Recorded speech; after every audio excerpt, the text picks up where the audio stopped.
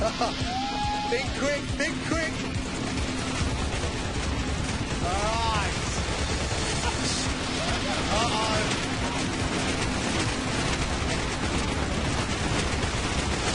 Legs up, arms out. Alright, that's a good way of doing it. Arms out. Get under there, team. Alright. Team, get down low. Go, go, go.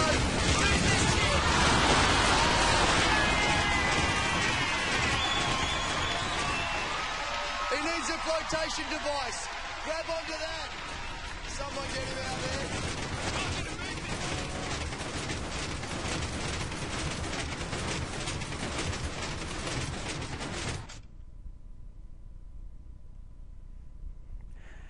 Hello everybody and welcome back. This is the Duke Minecraft, and here today I have the Hole in the Wall version 2. This design is completely different from the first one. I used a whole new concept. Instead of shoving the walls with flying machines, I decided to try and use just the walls by themselves and be pushed by pistons. So what happens, this is even wrong there. So this is one of the modules, and they basically stack next to each other like this, and what happens is when the wall is right over here, it'll push out and push it over one, and then on the other side, mirrored but one over, is the same module, so it'll be shoved back and forth from side to side. And something about these that was tricky, I had a lot of problems when building this. Like, I ran into all kinds of different things, but I just kept fixing it and going, and the end product is crazy. So let's actually send this off again. And you can change how fast it is. You can add more delay so then the walls are spread out a little bit. What I played on right there was about medium difficulty. You don't really want, you want probably at least 4 ticks though between them to be launched off. So it's hit the button, and unfortunately it is really buggy still because I'm in a snapshot, so occasionally what will happen is the walls will just stop randomly, and I think it's because they're not updating or something. And it's kind of weird because it doesn't happen in a consistent spot either. It'll just happen on a random spot. But these will keep looping forever. I just stopped it the first time to show you guys the stopping mechanism.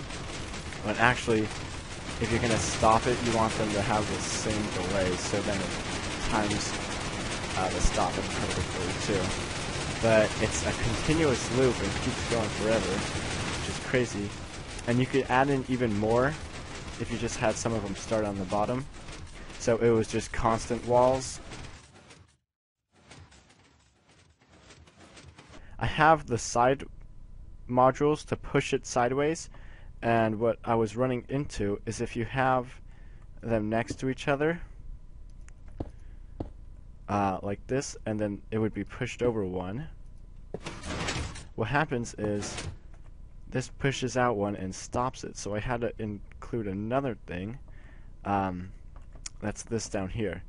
This basically comes over and powers the one in front of it, keeping this detracted while this one's here, because what's powering these is there's a redstone torch, and that goes up into a dot of redstone, which will power not only this side, but it'll also power this one too.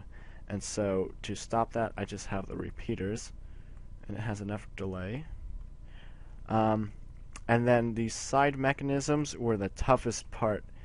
Oh man, I'll show you one of them in action. Just build up a basic wall here real quick. Right here I have a bud switch, and when the wall reaches that spot, it'll get pushed down. Kind of like the ones on the sides push it forward. That's the same thing I'm using here, where it's down, pushes out, and then down again. And then at the bottom, I couldn't fit another one of these because it would be running into this mechanism, so I had to pull it down one. So let's see if we can watch that in action. It'll come out and pull it down just in time. And when it pulls it down, it's then right in front of this redstone torch, and it'll get pushed along on its way and continue the loop. It's kind of the same thing over on this side, except vertical this time. Just pushes it up, and once again I didn't have enough room for another one. Otherwise it would interfere with the redstone here, and so I just have it be pulled up. But yeah, that's gonna do it for this video. I know this is not very survival practical, but I built this just for fun and kind of as a challenge. The first hole in the wall I made was pretty good. It was kind of just a proof of concept, showing what could be done, but here I've taken it to the next level and created an actual loop. And so you could make this into a mini game that runs itself once the bugs with the pistons get worked out. It's kind of weird. It'll just randomly stop on one of them, and I'm not sure what's causing that. If you do know what's causing it, then I would really like to know, because stumped me for a little bit. But yeah, that's going to do it for this episode. I hope you guys enjoyed, and I'll see you later. Have a nice day, and peace. Bye-bye. Hasta la vista.